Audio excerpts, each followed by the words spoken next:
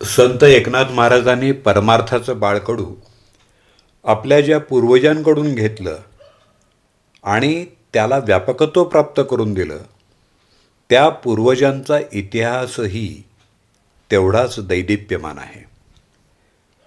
महाराष्ट्रातल्या पंढरपुरात जाऊन आपण श्री विठ्ठलाचं दर्शन घेत आहोत. याचं सर्व श्रेय जातं ते एकनाथ महाराजांचे पणजोबा श्री संत भानुदास महाराज यांना. भानुदास महाराजांचा जन्म इसवी सन 1448 साली देशस्थ ऋग्वेदी ब्राह्मण कुळामध्ये झाला. बालपणी सूर्यनारायणाची उपासना करून त्यांनी त्यांचे आशीर्वाद प्राप्त केले होते.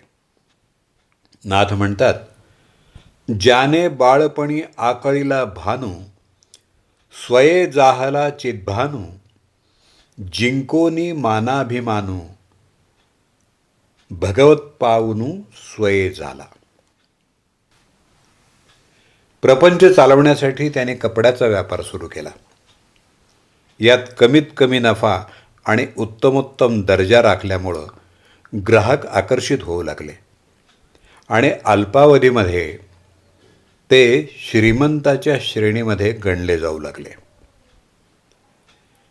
व्यापाराच्या व्यापात असून सुद्धा त्यांनी पंढरीची वारी मात्र कधीही चुकवली नाही, कारण तो त्यांच्या कुळाचा नेम होता. भानुदास महाराज म्हणतात, आमुचिये कुळी पंढरीचा नेम, वाचे सदा नाम विठ्ठलाचे. भानुदासांची कीर्ती सर्वत्र पसरली, ती मात्र एका ऐतिहासिक घटनेनं. विजयनगर साम्राज्याचा राजा कृष्णदेवराय एकदा पंढरीला आला. श्री विठ्ठलाला आपल्या राज्यात नेऊन प्रतिष्ठित करावं असा विचार त्याच्या मनात आला आणि त्यानं तसं केलंही. आषाढी वारी जवळ आल्यानंतर पंढरीमध्ये वारकरी श्री विठ्ठल दर्शनासाठी जमू लागले. परंतु ज्याच्या दर्शनासाठी आपण इथपर्यंत आलो आहोत तोच जागेवर नाही, हे बघून वारकरी आलाप करू लागले. त्यावेळी भानुदासांनी सगळ्यांना आश्वस्त केलं की मी विठ्ठलाला परत पंढरीत आणीन. भानुदास महाराज तिथून निघाले. काही दिवसांनी ते मध्यरात्रीच्या सुमाराला आनागोंदी या गावी पोचले. सैनिकांचा खडा पहारा आणि कुलूपबंद दरवाजे बघून त्यांना आश्चर्य वाटलं. त्यांनी त्या परिसरात प्रवेश करताच कुलप गळाली आणि सैनिक मूर्छित झाले. विठ्ठलाच्या समोर येऊन ते उभे राहिले आणि देवाला म्हणाले, देवा, सर्व भक्त तुझी पंढरीत वाट पाहतायत, चल माझ्याबरोबर. उत्तरादाखल विठ्ठलानं आपल्या गळ्यातल्या तुळशीच्या हारासह नवरत्नांचा हार भानुदास महाराजांच्या गळ्यात घातला आणि थोडा धीर धरण्याचा सल्ला दिला. भानुदास तिथून बाहेर पडले. पहाटे काकड आरतीच्या वेळी जेव्हा पुजारी तिथं आले तेव्हा त्यांच्या लक्षात आलं की देवाच्या गळ्यातला नवरत्नांचा हार जागेवर नाही. बातमी राजापर्यंत पोचली. जो कोणी चोर असेल त्याला परस्पर सुळावर चढवण्याचं फरमान राजानं सोडलं. सैनिक सर्वत्र पसरले. पहाटेच्या वेळी तुंगभद्रा नदीच्या किनारी भानुदास महाराज संध्या करत असताना एका सैनिकाला त्यांच्या गळ्यात नवरत्नांचा हार दिसला आणि हाच चोर असावा असं गृहीत धरून सैनिकानं भानुदास महाराजांना बंदी बनवलं.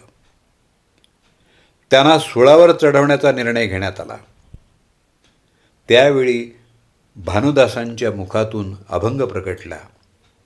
जय आकाशवर पडो पाहे, ब्रह्मगोळ भंगा जाये, वडवानळ त्रिभुवन खाये, तरी तुझीच वाट पाहे गा विठोबा. ज्या सुळावर त्यांना चढवण्यात येणार होतं त्या सुळाला पालवी फुटली. कोरडिये काष्ठी अंकुर फुटले, येणे येथे झाले विठोबाचे. आणि ही बातमी राजापर्यंत पोचली. राजाचा थरकाप उडाला. ज्याला आपण चोर समजलो तो चोर नसून महान भगवत भक्त असावा हे त्याच्या लक्षात आलं. माझ्या भक्ताचा इथं छळ झाल्यामुळं मी आता तुझ्याकडे राहणार नाही असा इशारा विठ्ठलानं राजाला दिला. भानुदास महाराज विठ्ठलाला घेऊन पंढरीला निघाले. पंढरीच्या जवळ आल्यानंतर आनंदित झालेल्या वारकऱ्यांनी श्री विठ्ठलाची रथावरून मिरवणूक काढली आणि तो दिवस होता कार्तिक शुद्ध एकादशीचा. आजही कार्तिकी एकादशीला रथोत्सव होतो तो या दिवसाचं स्मरण म्हणूनच. भानुदास महाराजांच्या हस्ते पांडुरंगाची पुनर्स्थापना मूळ स्थानावर झाली. भानुदास महाराज नसते तर कदाचित आपल्याला पांडुरंगाच्या दर्शनासाठी पंढरपूरच्या ऐवजी आनागोंदी या गावी जावं लागलं असतं. या लोकोत्तर कार्यावर प्रसन्न होऊन पांडुरंगानं महाराजांना वर दिला की मी तुझ्या कुळात अवतार घेईन. पांडुरंगानं महाराजांच्या कुळात अवतार घेतला तो शांती ब्रह्मश्री संत एकनाथ महाराजांच्या रूपानं. संत निळोबाराय नाथ महाराजांच्या आरतीत म्हणतात, भानुदासाचे कुळी महाविष्णूचा अवतार, क्षेत्र प्रतिष्ठान वस्ती गोदावरी तीर. भानुदास महाराजांनी आपली इहलोकीची यात्रा ही पांडुरंगाच्या पायीच संपवली. श्री विठ्ठल दर्शनाला जाताना गरुड मंडपामध्ये उजव्या हाताला दरवाजाच्या जवळ ज्या पहिल्या पादुका आहेत ती म्हणजे श्री संत भानुदास महाराजांची समाधी आहे. आजही त्यांच्या समाधी दिनाचा उत्सव वारकऱ्यांमध्ये फडावर मोठ्या उत्साहात साजरा करण्यात येतो. या दिवशी त्यांच्या वंशजांकडून परंपरेनं प्रतिवर्षी समाधीचं पूजन, नैवेद्य, भजन, कीर्तनादी विधी करण्यात येतात. अशा या महान भगवत भक्ताच्या चरणी कोटी कोटी वंदन. त्यांचे हे उपकार कधीही न फिटणारे असेच आहेत.